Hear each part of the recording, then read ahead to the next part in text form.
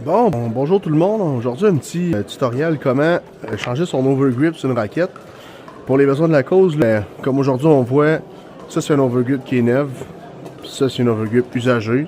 Elle aurait pu encore avoir un petit peu de durée de vie, c'est juste vraiment pour vous montrer comment changer ça.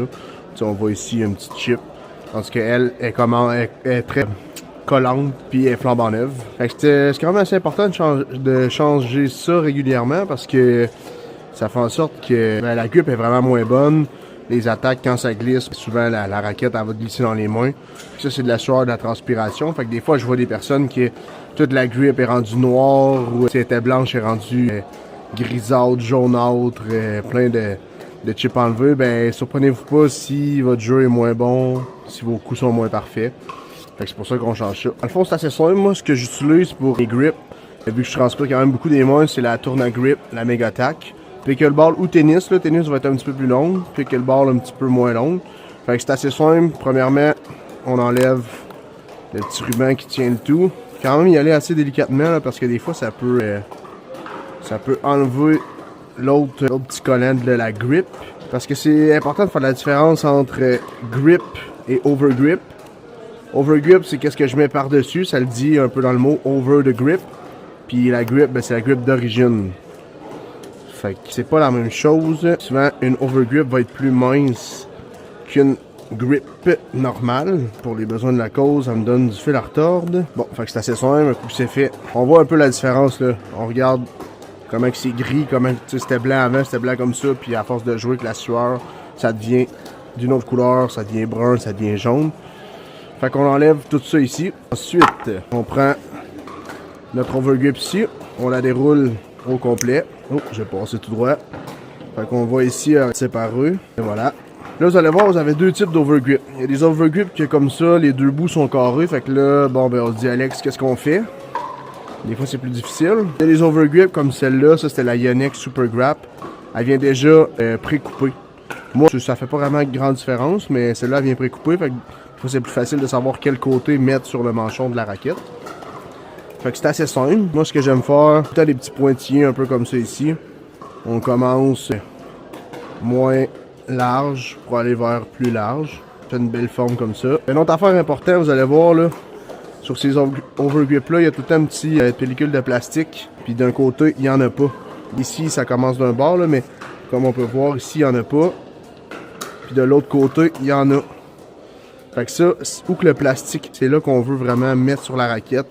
Ben, qu'on veut avoir dans les mains parce que c'est là qu'elle va être le plus gommante. Parce que l'autre côté, ça le fait aussi, mais on a moins un peu la sensation de collant. Donc moi, ce que j'aime faire, c'est là, je mets tout le temps mon pouce sur le côté collant parce qu'un coup que le plastique est enlevé, des fois, c'est plus dur de le revoir. Fait que là, je sais que c'est ce côté-là qui est collant. Fait que assez simple. Le bout, comment que je l'ai coupé, on veut tourner du même sens parce que si je le fais de l'autre côté, ben vous allez voir, ça fonctionnera pas. On part tout le temps dans un côté, un coin comme ça. On pèse fort, on vient mettre une tension avec l'autre main pour que la grip soit bien serrée sur le manche de la raquette. Parce que si on met pas une pression, ben la grip elle va être toute lousse. Fait que c'est assez simple. Ensuite de ça, ben, c'est vraiment à votre goût là, tu sais.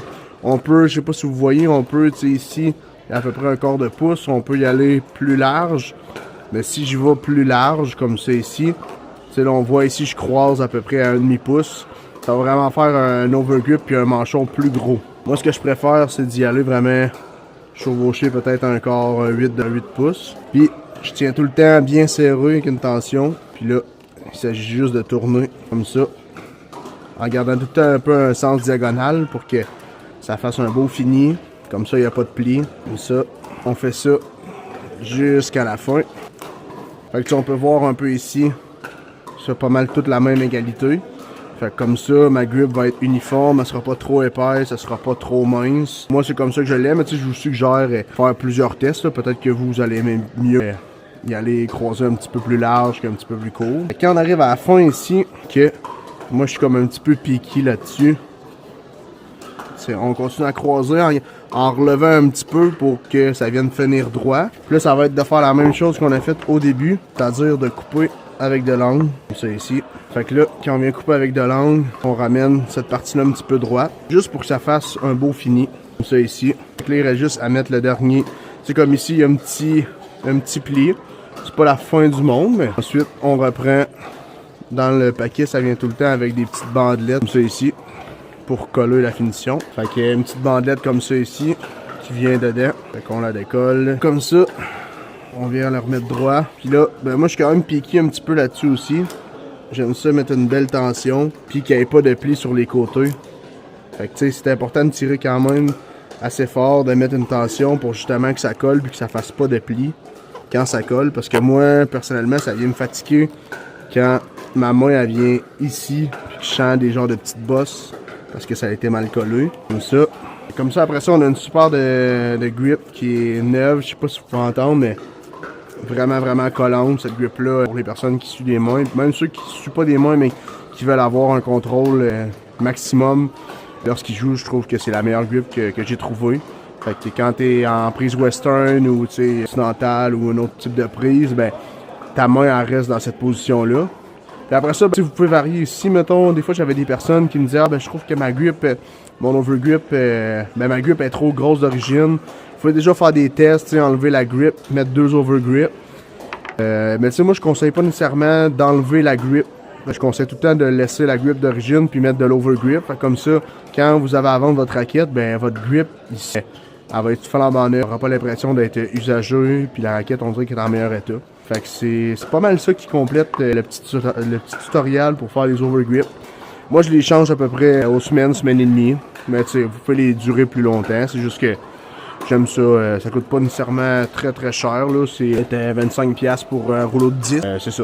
J'aime ça, avoir la sensation que ma main est collante puis qu'elle reste collante sur la raquette. Fait que c'est vraiment à votre goût. J'espère que ça vous a aidé un petit peu. N'oubliez pas de vous abonner à la page pour d'autres tutoriels. Je vais essayer d'en faire quelques-uns aussi. Si vous avez des petites idées ou des petites affaires que vous aimeriez avoir des précisions, n'hésitez pas à marquer ça en commentaire. Merci beaucoup.